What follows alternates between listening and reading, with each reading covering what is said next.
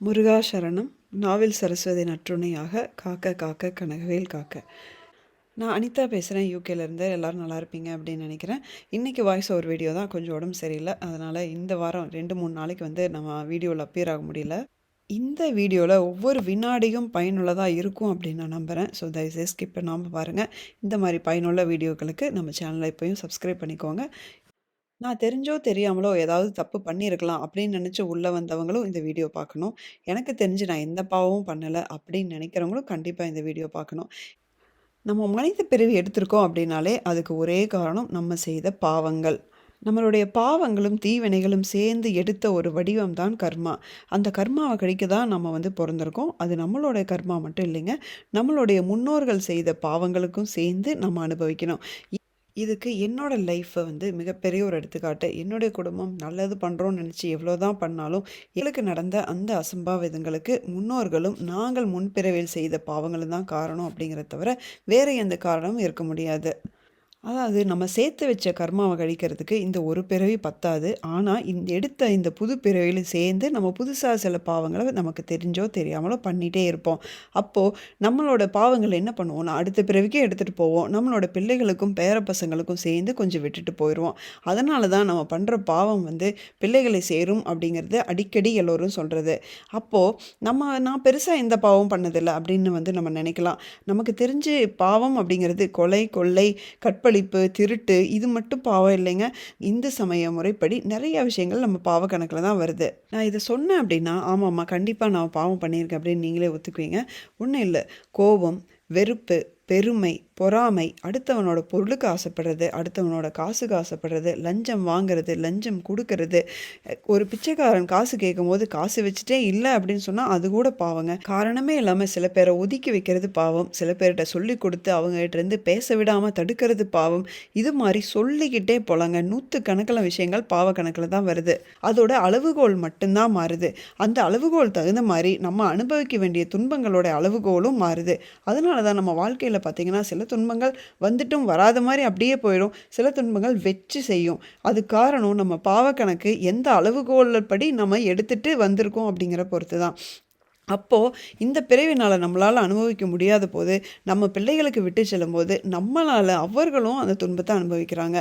சரி, எப்படி இந்த பாவத்தை எல்லாம் கழிக்கிறது அப்படின்னா அதுக்கு நிறைய வழிகள் இருக்குது. அது கண்டிப்பாக நம்ம தனி வீடியோவாக கர்மாவை பற்றி நம்ம கண்டிப்பாக பேசணும். அது நான் கண்டிப்பாக பேச இருக்கிறேன். நம்ம அதில் சில விஷயங்கள் தானம், தர்மம் நமக்கு எல்லாத்துக்கும் தெரிஞ்ச விஷயங்கள் இருக்குது. அதில் ஒன்று தான் இறைவன்கிட்ட நேரடியாக மன்றாடி கேட்டுக்கிறது. நம்ம பண்ண பாவத்துக்கு மன்னிப்பு கேட்கறது. அதுவும் தினசரி மன்னிப்பு கேட்கறது. நம்ம தினசரி இறைவனிடம் நேரடியாக மன்னிப்பு கேட்கறதுனால நம்மளோடையும் பாதுகாத்துக்கிறோம், நம்மளுடைய வரும் பிறவிகளையும் கொஞ்சம் பாதுகாத்துக்கிறோம். அதே மாதிரி நம்மளுடைய பாவங்கள் நம்மளுடைய பிள்ளைகளை தாக்காமல் பார்த்துக்கிறோம். இதுதான் நமக்கு மிக முக்கியமான விஷயம். முருக பக்தர்களாய நமக்கு ஒரு கிடைச்ச வரப்பிரசாதம் தான் திருப்புகழ். அதில் அருணகிரிநாதர் தவறுக்கு மன்னிப்பு கேட்கறதுக்கும் சரி, பாவத்தை கடுக்கவும் சரி நிறைய பாடல்கள் வச்சுருக்காரு. அதில் முக்கியமாக 2 திருப்புகழ்கள் நான் இன்றைக்கி நம்ம பார்க்க போகிறோம். அதனுடைய அர்த்தங்களையும் நம்ம எப்போயுமே தெரிஞ்சுக்கணும். அர்த்தங்கள் தெரியாமல் திருப்புகழ் பாடுவது தவறு. அதே மாதிரி அது எப்படி பாராயணம் பண்ணுறதும் அப்படிங்கிறத நம்ம இப்போ பார்க்கலாம். நான் இப்போ இந்த 2 திருப்புகளையுமே மிக சுருக்கமாகவும் அது ஈஸியாக புரிகிற மாதிரி ரொம்ப மேலால் ஒரு விளக்கத்தையும் உங்களுக்கு நான் கொடுக்குறேன். நம்மளுடைய இந்த பிறவியும் இதுக்கப்புறம் வர பிறவியும் நம்மளுடைய வம்சத்தையும் பாதுகாத்துக்கிறதுக்காக தயவுசெய்து இந்த பதிவை நீங்கள் ரொம்ப சீரியஸாக எடுத்துகிட்டு நீங்கள் கேட்பீங்க அப்படின்னு நம்புகிறேன் நான். முதலாவது திருப்புகழ்.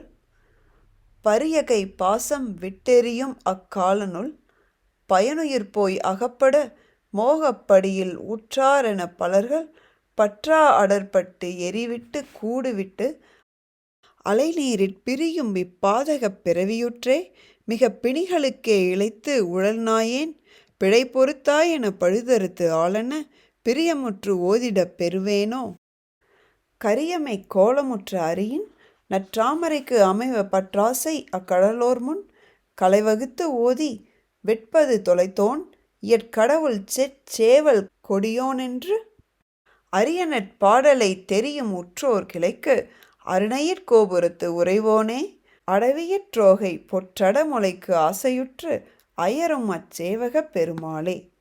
இது முதல் தடவை படிக்கும்போது கொஞ்சம் கடினமாக தான் இருக்குங்க. ஒரு 10 தடவை படித்தா வந்துடும், ஈஸியாக தான் இருக்கும். அப்படியே இல்லைனாலும் இதில் சில வரிகளை நான் உங்களுக்கு அர்த்தம் சொல்கிறேன், அதில் வந்து சில வரிகளை மட்டுமாவது நீங்கள் பாராயணம் பண்ணுங்கள். இது ரொம்ப கடினமாக இருக்குங்க, இன்னும் நான் முயற்சி பண்ண முடியல அப்படின்னா உங்களுக்கு இன்னொரு திருப்புகளும் இருக்குது, நீங்கள் அதையும் முயற்சி பண்ணி பாருங்கள். இந்த பாடலுக்கான எளிய விளக்கம்: பாச கயிறை வீசி அந்த யமன் வந்து நம்ம உயிரை எடுத்துகிட்டு போனதுக்கப்புறம் வெறும் உடலாக நான் கிடப்பேன். அப்போ வந்து என்னுடைய சொந்தக்காரர்கள் எல்லாம் வந்து என்னோடய உடலை எடுத்துகிட்டு போய் எரிச்சிட்டு ஆற்றுல தலையை முங்கிட்டு அவங்க பிரிஞ்சு போயிடுவாங்க. அப்பேற்பட்ட பிறவி தான் இந்த பிறவி. இந்த பிறவி பாவத்துக்கு இடம் கொடுக்குற பிறவி. நான் மிக மிக கண்ட நோயால் வந்து பாதிக்கப்பட்டு அலைஞ்சிட்டு நாயையும் கீழான பாவத்தையும் குற்றங்களையும் பண்ணிகிட்ருக்கேன். அந்த குற்றங்களையும் பிழைகளையும் பொறுத்து என்னை அருள்வாயாக. அது மட்டும் இல்லாமல் உன்னை துதிக்கும், உன்னை துதித்து பாடும் எனக்கு அந்த பாக்கியத்தையும் எனக்கு கொடுப்பாயாக அப்படின்னு அருணகிரிநாதர் கேட்குறாரு. கரிய நிற உடல் வாய்ந்தவர் திருமால். அந்த திருமாலுடைய தாமரை போன்ற அந்த கண்ணையே மலராக கொள்வதற்கு ஆசைப்பட்டவர் சிவபெருமான். அந்த எல்லாம் வல்ல சிவபெருமானுக்கே உபதேசம் செய்தவர் முருகர். அந்த முருகர் யாருக்காக திருவண்ணாமலையில் உறைந்து வீற்றிருக்கார் அப்படின்னா, தன்னுடைய அடியவர்கள், அதுவும் கிரௌஞ்சமலையை தொலைத்தவனே, சேவற்கொடியை கையிலே கொண்டவனே, அப்படி பாடக்கூடிய அடியவர்களுக்காக திருவண்ணாமலையில் வீற்றிருக்காரு அப்படின்னு சொல்லிட்டு அருணகிரிநாதர் சொல்கிறாரு. உங்களுக்கு முழு பாடல் பாராயணம் பண்ண ரொம்ப சிரமமாக இருந்தால் இந்த 2வது பத்தி, அதாவது பிரியும் இப்பாதக பிறவி அப்படின்னு ஆரம்பிக்கிற இந்த ஒரு பத்தியை, இந்த 4 வரிகளை மட்டுமாவது நீங்கள் வந்து பாராயணம் பண்ணலாம். தினசரி ஒரு முறையோ, காலை ஒரு முறை, மாலை ஒரு முறை, இல்லைன்னா 3 தடவை, இல்லைன்னா 11 தடவை, இல்லை எனக்கு மிகப்பெரிய ஒரு பாவம் நடந்துருச்சு, என்ன அறியாமல் பண்ணிட்டேன் அப்படின்னா இந்த 4 வரிகளை மட்டுமாவது எங்களுக்கு எப்பெல்லாம் முடியுதோ அப்போது 108 தடவை வந்து நீங்கள் பாராயணம் பண்ணி மனமுருக கண்ணீர் மல்க முருகனிடம் நீங்கள் வேண்டினா கண்டிப்பாக அவன் வந்து மன்னித்தருள்வான். இதனால் நம்மையும் நம்மளுடைய வம்சத்தையும் நம்மளுடைய பாவங்கள்லேருந்து நம்ம பாதுகாத்துக்க முடியும். 2வது திருப்புகள், இது வந்து திருப்பரங்குன்றத்துக்கான திருப்புகள். இது வந்து கொஞ்சம் அதை விட ஈஸியாக இருக்கும்னு நினைக்கிறேன். இதை நான் இப்போ வாசித்து காட்டுறேன். கனகன் திரள்கின்ற பெருங்கிரி தனில் வந்து தகன் தகன் என்றிடு கதிர்மிஞ்சிய செண்டை எரிந்திடு கதியோனே, கடமிஞ்சி அனந்த விதம் புனர் கவளந்தனை உண்டு வளர்ந்திடு கரியின்றுணை என்று பெருந்திடு முருகோனே. இந்த முதல் பத்தியோட விளக்கத்தை பார்த்துட்டு நம்ம மற்ற 3 பத்திகளுக்கு போகலாம். ஏன்னா இதில் ஒரு சின்ன கதை இருக்குது. முருகனோட அம்சமான உக்கிரபாண்டியன் ஆட்சி அப்படின்னு சொல்கிறாங்க.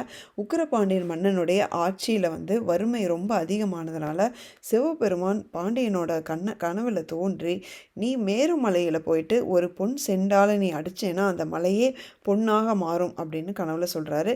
அது உண்மையான சம்பவம். அந்த திருவிளையாடல் நடந்திருக்கு.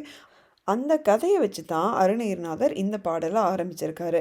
அந்த மேருமலையில் குடியிருக்கும் முருகனே, மதம் பிடிச்சி பலவிதமான பட்சினங்களையும் கவலமாக சாப்பிடும் யானை முகனுக்கு இளைவனாக பிறந்த முருகனே அப்படின்னு சொல்லிட்டு அந்த 2வது 3 லைனில் சொல்கிறாரு.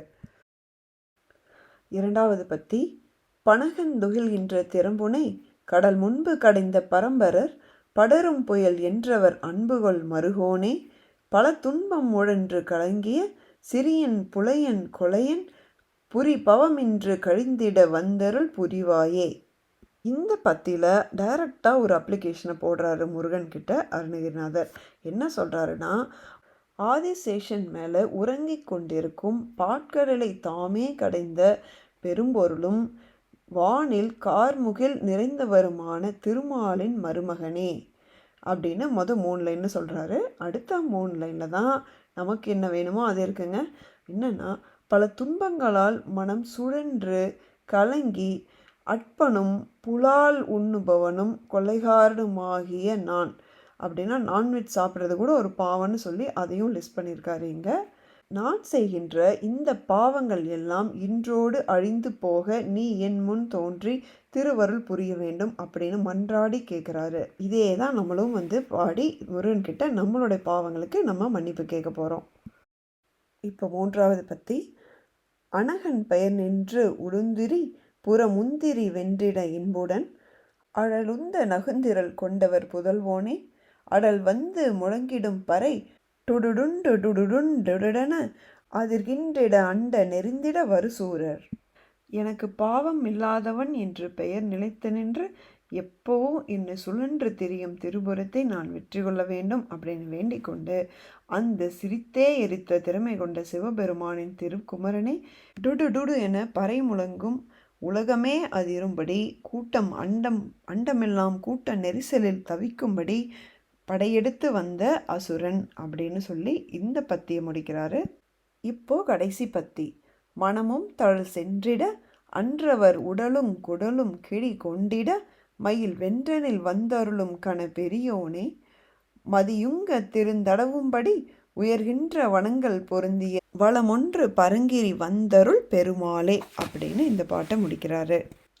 பறை முழங்க வந்த அந்த சூரர்களில் அவங்களோட உடல்களும் குடல்களும் கிழியும்படி மயிலோட முதுகில் மேலே உட்கார்ந்து வந்து அருளிய மதிப்புக்குரிய பெருமானே, சந்திரனும் சூரியனும் தடவிச் செல்லும் உயரமான மரங்களுடைய சோலைகள் நிறைந்த திருப்பரங்குன்றத்தில் எழுந்தருளி இருக்கும் பெருமாளே அப்படின்னு அவர் புகழோட பேசி முடிக்கிறாரு. இப்போது இந்த 2 திருப்புகள் பற்றி நம்ம தெரிஞ்சிட்டோம். இதில் முக்கியமான விஷயம் நம்ம என்ன நோட் பண்ணணும் அப்படின்னா, இது நம்மளுடைய பாவங்களை போக்குறதுக்கு மட்டும் இல்லாமல் முன்னோர்கள் வழியாக பல ஜென்மங்களாக கடந்து வந்த அந்த பாவங்களையும் சேர்ந்து போக்குறதுக்கு அருணகிரிநாதர் நமக்காக முருகனிடம் டைரெக்டாக ஒரு பெட்டிஷன் போடுறதுக்காக இந்த மாதிரி பாடல்களை கொடுத்துட்டு போயிருக்காரு. அதனால் இந்த 2 திருப்புகள் உங்களுக்கு மட்டுமல்ல உங்களது வம்சத்தையே உங்களுடைய பாவங்களிலிருந்து காக்கும் மிகப்பெரிய ஆயுதமாக நம்ம இதை பார்க்கணும். இது நானும் இது டெய்லியும் இது வரைக்கும் பாராயணம் பண்ண தொடங்கலை. நானும் இது பாராயணம் பண்ண போகிறேன் கண்டிப்பாக. ஏன்னா பாவம் பண்ணாத மனுஷன் அப்படின்னு சொல்லிட்டு இந்த உலகத்தில் யாரும் ஒருத்தர் இருக்கவே முடியாது. கண்டிப்பாக இந்த பதிவு உங்களுக்கு ரொம்ப பயனுள்ளதாக இருக்கும் அப்படின்னு நினைக்கிறேன். நம்மளுடைய சேனலில் உங்களுடைய வாழ்க்கையும் உங்களுடைய வம்சத்தின் வாழ்க்கையும் நல்ல விதமாக மாற்றக்கூடிய பல பதிவுகள் வந்துட்டுருக்கு. இந்த வீடியோ உங்களுக்கு பிடிச்சிருந்துன்னா இதை லைக் பண்ணிக்கோங்க. சப்ஸ்கிரைப் பண்ணாதவங்க சப்ஸ்கிரைப் பண்ணிக்கோங்க மறக்காமல். அடுத்த வீடியோவில் பார்க்குற வரைக்கும் முருகா சரணம்.